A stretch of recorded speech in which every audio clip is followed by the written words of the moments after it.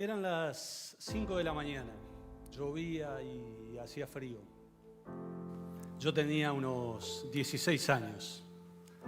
Me levanté, puse la pava sobre el fuego, dejé mate, yerba y bombilla a un costado y agarré el cepillo, el betún y la gamuza y como todos los días dejé todo preparado para que mi padre se levantara, se tomara unos buenos mates con espuma, se calzara los zapatos bien lustrados y se vaya a trabajar. Era un día como cualquier otro, pero ese día tomé la primera decisión importante de mi vida. Ese día decidí que debía hacer algo más, por mí y por ellos. No tenía bien en claro qué iba a hacer.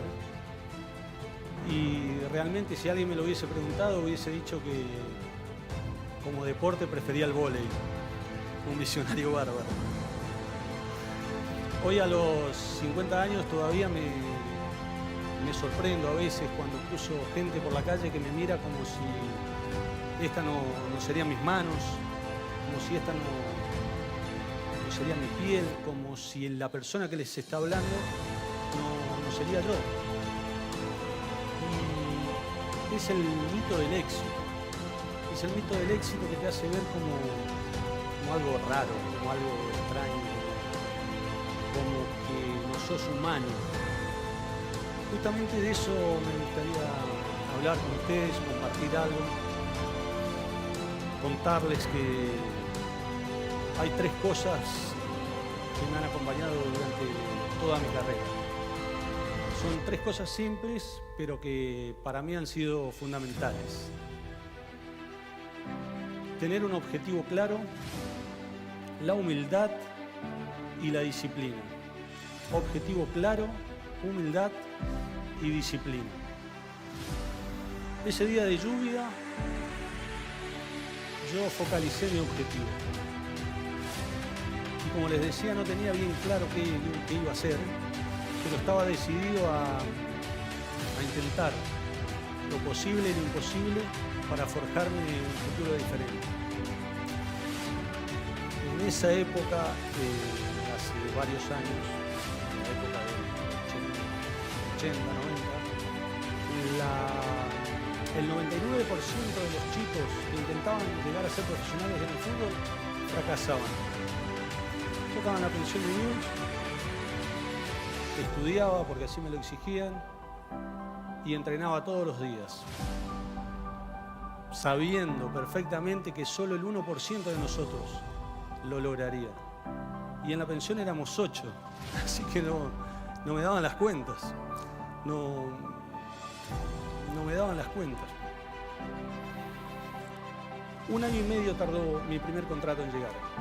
1 año y medio lleno de dudas. 1 año y medio sin saber si los eternos viajes en el norte, a Rosario, que en esa época le ponían 10 horas, si esos eternos viajes para ir a dormir abajo de una tribuna de cemento, abajo de una cama que no era de cemento pero se parecía, a entrenar, a estar lejos de los amigos, de los padres, de mi novia, sin saber si todo ese sacrificio me llevaría a un logro concreto. 1 año y medio. Recién les había dicho que la expectativa de la carrera de futbolista era de 10 años. Así que yo ya había gastado el 15% del tiempo que tenía a disposición. Había que seguir. Entonces en Rosario conocí a uno de mis más grandes mentores, Marcelo Bielsa. No sé si les pasa, pero uno suele escuchar a las personas que admira, que respeta de alguna manera. Y yo había aprendido en mi juventud que debía escuchar. Uno de los momentos más esperados por mí cuando era un niño, un joven, era la sobremesa de los domingos. Ahí podía escuchar las historias de mis abuelos, de padres, de mis tíos, de los amigos de ellos. Y siempre podía rescatar algo. Por supuesto que había infinidad de historias y muchas terminaban con un final feliz y otras no tanto. Y ahí aprendí a escuchar desde la humildad, porque ahí me di cuenta que yo no sabía todo lo que yo creía que sabía. Me di cuenta que escuchando desde la humildad uno puede rescatar siempre, más allá de la persona que tenga enfrente, de su condición social o de su aspecto, siempre se puede rescatar algo. Y siempre mantuve esa humildad, ese aprendizaje. Inclusive muchos años más adelante, cuando mi carrera ya estaba afirmada, si así se puede decir, me tocó un técnico que me sugirió que me cortara el pelo para poder jugar en su equipo. Por supuesto que me parecía una broma, porque yo ya hacía 6, 7 años que jugaba en Italia. Para mí tener el pelo largo era como caminar, era, no sé, como vestirme, era una marca registrada. Y me sorprendió. Y ahí vino afuera la humildad, de la que le hablaba antes. La humildad que me ayudó a controlar el ego, que en esa época lo tenía allá arriba. Había hecho un montón de goles, jugaba allá en la selección, así que uno tiende a volar. Así que esa humildad me ayudó a controlarlo y a decidir de cortarme el pelo, porque me di cuenta que mi objetivo era hacer historia en la selección. Y eso era mucho más grande que cortarse el pelo. Y más adelante también hubo un caso donde me ayudó mucho. Yo jugaba en la Fiorentina, vino la Roma a comprarme. En la Fiorentina yo era poco menos que un rey. Podía hacer cualquier cosa. Aparte de jugar mal, podía inclusive decir algunas barbaridades que nadie me decía nada, porque ya me había ganado el respeto en esos 6 o 7 años que había estado ahí. Entonces la Roma, lógicamente, dicen, este está cómodo ahí, lo tenemos que entusiasmar, lo tenemos que incentivar. Así que me prometieron todo lo que se puedan imaginar. Me prometieron desde la cinta de capitán a la camiseta número 9, a un montón de cosas que es inútil nombrarlas. Pero me prometieron sobre todo pelear por el campeonato, que era una cosa que yo estaba buscando. Y ahí otra vez la humildad me jugó una buena pasada. Y me dijo, no vale la pena entrar a ese vestuario, a ese grupo de jugadores con la cinta de capitán, atropellándose. Es mejor entrar como uno más, dispuesto a trabajar y aprender como todos nosotros.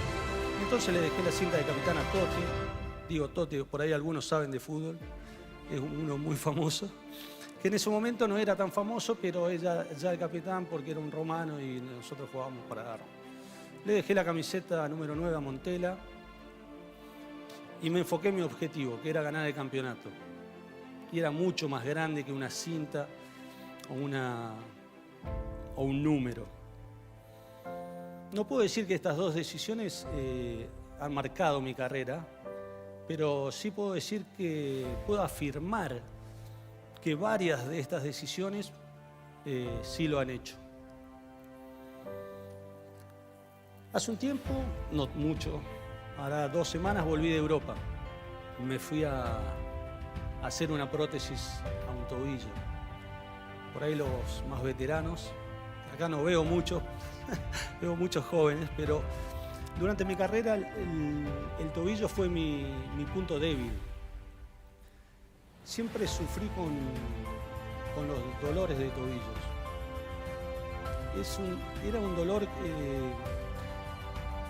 me estaba olvidando. Los más viejos por ahí saben que me dolía a veces el tobillo. Lo que seguramente no saben es que todos los días de mi carrera me dolió el tobillo. Ese dolor ese dolor que es con mayúsculas, ese dolor que cuando vas a apoyar el pie, cuando te levantás, estás esperando a ver cuándo te va a doler, si te va a doler mucho o si te va a doler poco, si te va a dejar ir al baño, ese tipo de dolor.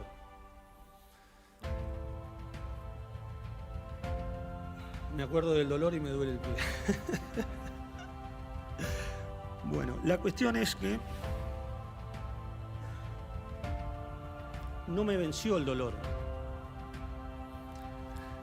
Seguí adelante, seguí caminando. Inclusive cuando estaba en River, ahí es donde había hecho la mentalidad esta, estuve 6 meses sin jugar. La verdad que me entrenaba igual o más que mis compañeros. Y llegaba el domingo y afuera. Y el otro domingo y afuera. Y así 6 meses. 6 meses donde por supuesto se me pasó por la cabeza varias veces volver a Rosario, que era el club donde yo había surgido, donde había salido. Era un club que conocía, un equipo de compañeros, una ciudad que me quería, me sentía protegido. Pero yo quería triunfar y no podía aflojar. Si quería triunfar, debía exigirme más, debía sacar fuerzas desde donde no las tenía y debía continuar a desafiarme y hacerlo y hacerlo y hacerlo. Y fue así, con esa mentalidad, que no me venció ni el dolor ni esa sensación de fracaso. Mucho más adelante tampoco me ganaron las distracciones que vienen con el éxito y con el dinero y con la fama.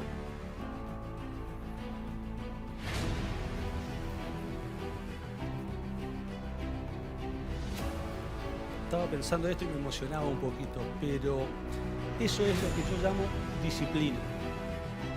La disciplina mental, la disciplina que nunca me permitió abandonar, que siempre me permitió mantener el ego en el lugar que correspondía. La disciplina mental para seguir el objetivo que tenía allá arriba, la única cosa que me interesaba. La disciplina física para entrenarme a pesar del dolor del tobillo, para entrenarme como si fuese el último entrenamiento, como si no habría mañana.